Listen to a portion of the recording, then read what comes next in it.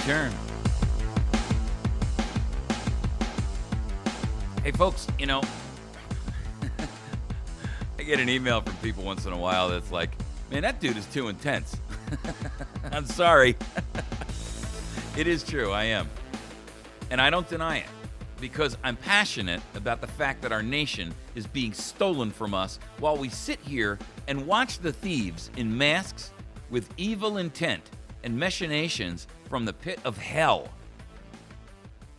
And we sit here and we watch them squander and steal and connive and through scurrilous and skullduggery and actions that are representative of the most heinous crimes against humanity and against their own citizenry, destroy this country. Ladies and gentlemen, it is everywhere. There is no place in our nation where federal government and state governments have not betrayed us. Your state governments, if they're anything like mine, are absolutely worthless. They're worthless as teats on a bull. That's the truth. They are absolutely worthless to us. They are interested only in politics and their own personal gain. They are interested in power. They are interested in money. They are interested in your degradation for their improvement, their gain. They go into politics for all the wrong reasons. They never pass laws that benefit you. Every one they pass, and you know, I was talking to a fellow yesterday, Bob Parker, and Bob and I are old friends. Bob is a guy who ran for Congress here, and the political Republican machine destroyed him in an attempt to try to make sure that they got their guy into office, somebody they could control, and they accomplished that.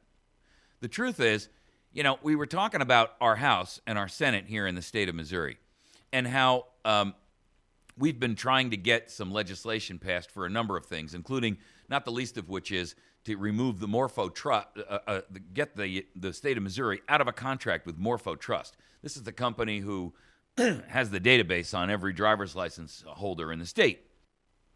Shares it with third world countries and third party countries, as well as federal government, in violation of state law.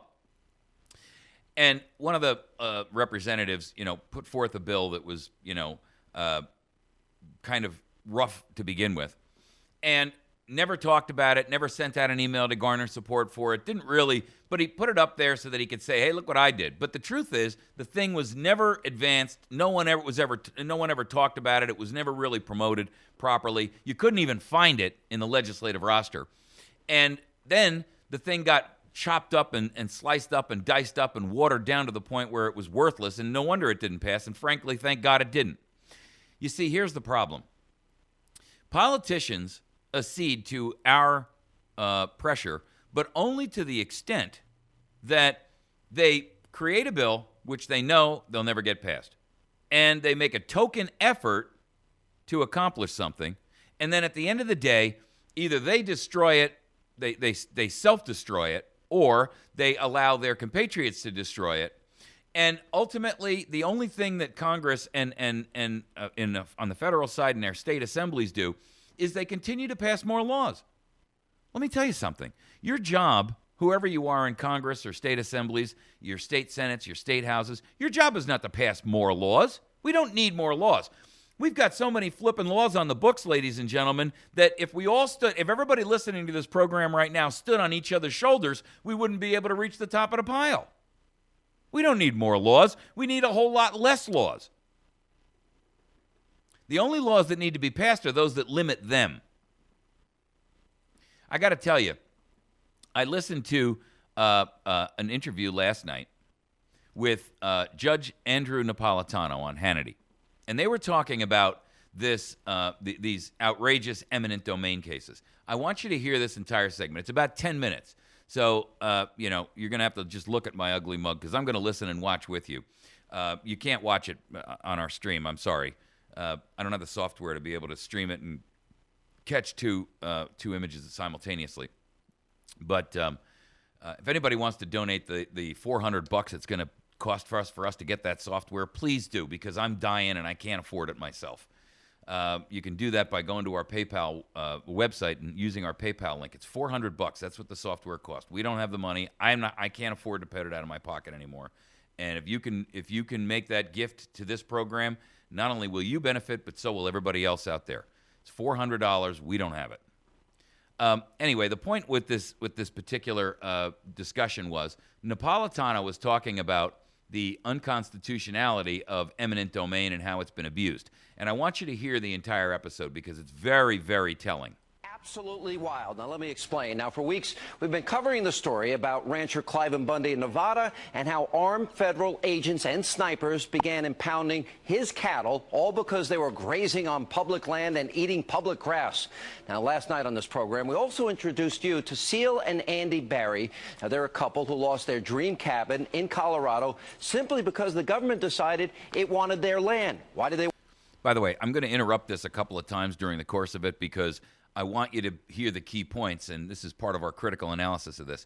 They're talking here, and I want you to notice when they talk about open space with this couple in Colorado, this is about turning property back into wildlands. And you'll note that this stuff is all predicated upon the upon the Agenda 21 principles of turning the western states into these vast wilderness areas where humans are prohibited from having any access or contact, and all of it, you know, the nation has turned back into a habitat for wildlife, which, listen, I like wildlife too, but I'm not going to sit here and turn the entire country into a gigantic zoo, okay? Not for some radical environmentalist extremist who's, quite frankly, an eco-terrorist and a domestic terrorist against the humanity in this nation. That's unacceptable.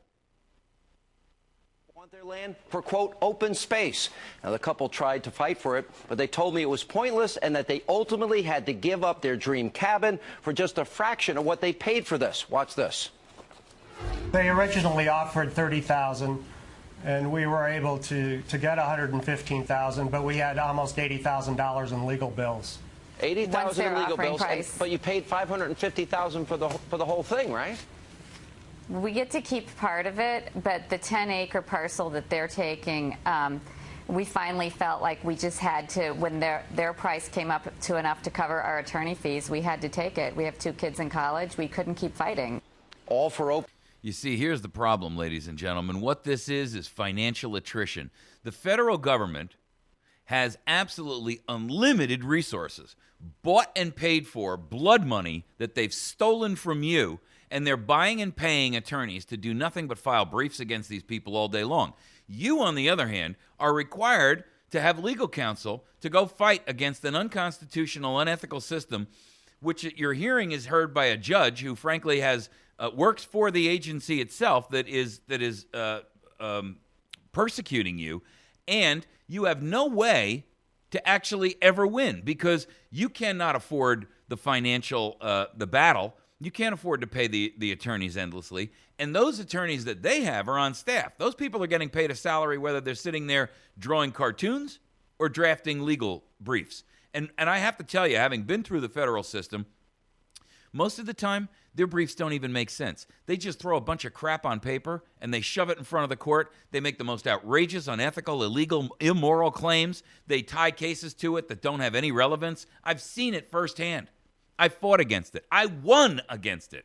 I personally took my case, or one aspect of my case, all the way to the Sixth Circuit Court of Appeals, one rung short of the Supreme Court, and I won on 2 points. I filed on 2 and I won on 2. I did it myself, but I got to tell you, folks, it took me 6 years. The filings that came out of the Attorney General's office were unbelievable. I mean, you have no idea. They made the most outrageous claims, and they introduced cases as case law precedent that weren't even relevant to the case. They twisted the case, the case precedent statement, saying, "Well, this represents this, and so therefore that applies over here." And it wasn't even relevant. I mean, a first-year law student could have picked holes in their case. It's not. It's just a flurry of paper. But you have to respond to every one, and your attorney is sitting there getting paid $100, $200, $300, $400, $500 an hour. It's unbelievable. It's unconscionable. It is the highest form of betrayal. Listen to this story as we go. in space. Now, their story is just heartbreaking. And now there's a situation tonight in Texas involving the Bureau of Land Management.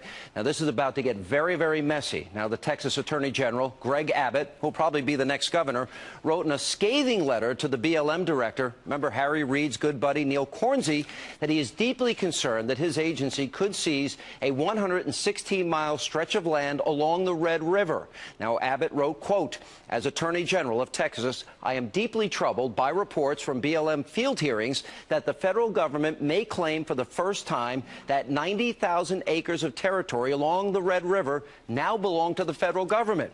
He wrote, "Private landowners in Texas have owned, maintained, and cultivated this land for generations. Now, despite the long-settled expectations of these hardworking Texans along the Red River, the BLM appears to be threatening their private property rights by claiming ownership over this territory." Now, I have a feeling there's going to be a lot more that we'll hear about this story in the days to come. But here's what we all need to keep in mind. This is not new. For years, right here on this program, we've been exposing government overreach and eminent domain abuses. For example, let's take it back to 2006. Right here on this show, we introduced you to Lou Anzalone. Now, he's a World War II vet. He was being kicked out of his home after living in that home 46 years. Take a look.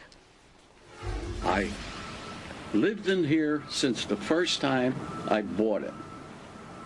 I renovated, I winterized it, I did it, and I will bless this house because I'm able to be 89 years old. Thank God. And my wife is 89. Now the city decides that this is a nice place for someone else. So they're throwing this out. By the way, this was not for a road, a school, or a hospital either. Now, we also met a great-grandmother by the name of Norma Peterson Fluke in 2005. She was also going through government gone wild in a similar situation. Take a look. Family has lived here 65 years. The business has been here 56 years. And now the town has come and deemed us unfit to be in this town and want to put us somewhere else, but we're centrally located for our business. And without this property, we would go out of business. Just pathetic. And then there was this heartbreaking story of World War II vet Johnny Stevens. Now, back in 2005, doctors told him that he had lung cancer. He was given only 2 years to live. And while he wanted to spend his last days peacefully in his home, well, the government, they wanted his house. Why? To build luxury condos and townhouses. Why? So they could get more tax revenue. Look at this case. I don't have too much time left, but I had intended to live out the rest of my life in that little house I got, tend my garden, and live in peace. As it stands right now, I don't know where I'm going or what I'm going to do. Just sad and very pathetic. This is your government gone wild. These are American citizens, some heroes, and they're fighting their last days on this earth, fighting for the property they've lived in for decades. Now, unfortunately, we can go on for hours with similar stories that we've done, but tonight we're looking for a solution to this mess, and here to help do just that is Fox News senior judicial analyst, our friend Judge Andrew Napolitano. Judge, welcome back. It's nice to be with you, Sean. No matter what horrors we're talking about, it's nice to be with you. No, I appreciate it, but you know, this couple that I interviewed last night from Colorado, Cliven Bundy, whether you agree he owes the money, doesn't owe the money, why is the government treating its citizens this way when there's a simple answer that you brought up on this very program in the Cliven Bundy case? The simple answer for the government against Cliven Bundy is to take the judgment that a federal judge has determined the Bundys owe the government and file that judgment in the local county courthouse. And then when Mr. Bundy passes away, before the property passes to his inheritors, the government will get its judgment plus interest. Or if Mr. Bundy, before he passes away, sells the property, the government will get its judgment plus interest. Now, your question is a profound one. Why won't the government do that? Why, instead of doing that, have we seen this massive show of force with sharpshooters and snipers, with some guns aimed at Mr. Bundy, at his family, at innocent protesters and friends, even at the news media? Because the government, instead of using the least force necessary, which is what the rule of law is using the most force possible because they want to intimidate the Bundys. I'm convinced he cannot be intimidated. They want to intimidate others, and they're probably a little unsure of themselves, Sean. And so they're compensating for that lack of surety of certainty with this massive Stalinistic-like use of force. 200 plus armed agents, as you say, sharpshooters and snipers here. We've got dead cattle as a result of all of this. Dogs were used, and then we had people hit with stun guns by some of the BLM officers there. I didn't want to see the officers hurt. I didn't want to see the protesters hurt, and it seemed all for nothing. But this is not an isolated case. We did a whole series on eminent domain, some of which we highlighted here tonight. Right. The government is taking property from people in Colorado because they want open space. They're taking property that a World War II vet has lived in for 46 years so they can get more tax revenue for townhouses and condos. Really? Is that what the law says about eminent domain? I thought it was for schools and roads and hospitals. Unfortunately, the law has changed, and it has changed in a totalitarian direction. Let me take you back to the framing of the Constitution. When the Constitution was written, Jefferson and Madison argued the government should not have eminent domain powers. Did you hear that, folks? Jefferson and Madison both argued that there should be no eminent domain power associated with the federal government. And yet, the Supreme Court has changed all that as late as in the 80s when they passed the original the original version of eminent domain that says that a city can take your property just because they can determine a better use for it than you're putting it to. So recognize what's happened here. We are living under a constitution that is completely ignored, under a shadow government that truly does not exist or have constitutional authority to exist. Listen in and understand exactly what he's saying. I want you to listen carefully now, because this is the heart of what I wanted to get to. And this is very, very important stuff. Make sure that you're listening as carefully as you possibly can. Get back to the framing of the Constitution. When the Constitution was written, Jefferson and Madison argued the government should not have eminent domain powers, that the only moral legitimate transfer of real estate was that which was voluntary on both sides, a willing buyer and a willing seller.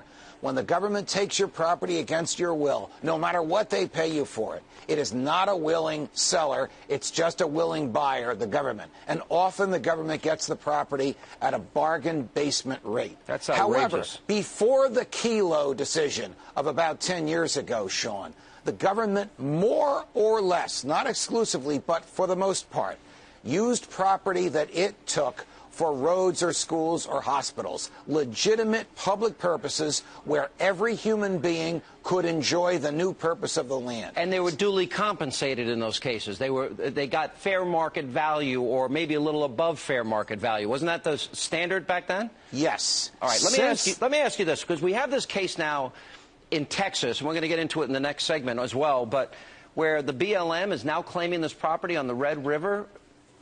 They're going to just take those take that acreage? The BLM made the colossal mistake of going on the wrong side of that river. You and I know Greg Abbott. Even if he were not about to become the Republican nominee for governor of Texas, and he'll make a terrific governor. I agree. He is the tenacious defender of personal liberty and property rights as the sitting Attorney General of Texas. You will see a vastly different reaction in Texas than you saw in Nevada. Right. In Nevada, you saw lip service from a governor who sided with Bundy. In Texas, you will see legal action and maybe even force from a state government that simply will not permit the feds to steal the private property of its citizens. Texas is not going to give up without that fight there. And why would the government precipitate that when it's not their land? Last question. Let me put up on the screen, Judge. If you look at the latest percentage of land that is owned by the federal government as of 2010. Here it comes, folks. I want you to listen to Napolitano's statement at the end here. 81%, Utah 66, Idaho 61, Oregon 53. And you go right on down the list. Why does the government own all of this land anyway? Sean, I'm going to make a statement that the government will consider outrageous, but almost everybody, Pete, watching us now will understand it, and I expect you'll appreciate it. The Constitution simply does not authorize the federal government to own any of this land. All of it is being held unconstitutionally, and all of it should be returned to the private property owners from which it was taken or to the states in whose borders it exists. Period. I totally agree with you. And not only that, they can't afford to manage it anyway. You know, when you think of the Bundy situation, it's about, you know, Cliven Bundy's cattle eating government grass and not paying for it, and then snipers and sharpshooters surround the ranch. Amazingly enough, A statement folks, that the hear it government again. will consider outrageous, but almost everybody, Pete, watching us now will understand it, and I expect you'll appreciate it. The Constitution simply does not authorize the federal government to own any of this land. All of it is being held unconstitutionally, and all of it should be returned to the private property owners from which it was taken or to the states in whose borders it exists. Period. I totally agree with you. And not See that, folks? The real truth here is that, you see, our nation is not under federal control. It is supposed to be, you know, the federal government is supposed to be such a microcosmic aspect within our lives that we actually have to look with a microscope to find them. Ask yourself, is that where we are today?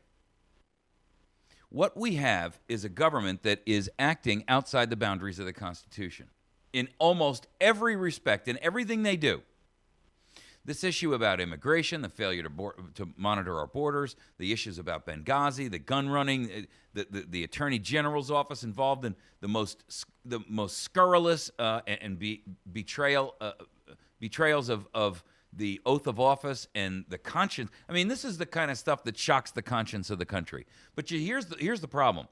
You've been hammered by so much betrayal, by so much treason, that you don't even respond to it anymore. You've been shocked into acquiescence to it because, one, you don't know what to do. And I understand that. I mean, we sit and we make all the arguments that we can, and we find that none of those arguments make sense, and none of those arguments are ever listened to. And that reinforces the statement I made to you the other day about that new Princeton and Northwestern study that declares that the U.S. government is now an oligarchy and that it no longer represents the population, that it represents the corporatocracy and the oligarchy of industry and business and government itself. That's it. They no longer represent any aspect of we the people anymore, and they haven't in a very, very long time. That study, and listen, Northwestern and Princeton are, you know, bastions of liberal thought. And for them to come out and say that that as a result of where we stand today, that the central point emerges from our research is that economic elites and organized groups representing business interests have substantial independent impacts on U.S. government policy, while mass-based interest groups and average citizens have little or no independent influence. You see, the problem is that we have lost our country. We've lost complete and utter control of it. And I'm going to tell you something. When this has to be taken back, we've allowed it to go so far that we're never going to be able to do it again with the ballot box. I'm just telling you the realities of it. You may not agree. We all want to try to do it lawfully. We all want to try to do it peacefully. But I'm going to tell you right now, it's not going to happen. That's it. It's not. You're not going to be able to take this country back because the people who have to pass the laws that you're complaining about are the same people who wrote them and benefit from them. And that's the end of the story. Everything after that is propaganda, marketing, and lies. That's the long and the short of it, folks. And we can't, we can try to call it something it's not, but it isn't going to matter. It's not going to change anything. You're listening to America's Voice. We're going to take a quick break. When we come back, we are going to blow the lid off Benghazi because we're going to show you how the U.S. government knew Benghazi was about a $500 billion or $1 million gun running deal, that the United States willingly, knowingly gave weapons to al-qaeda, aided and abetted the enemy. An act of treason was committed. The White House knew about it. The Department of State knew about it. Hillary Clinton knew about it. The Pentagon knew about it. And most likely, all of Congress knew about it because they'd been briefed.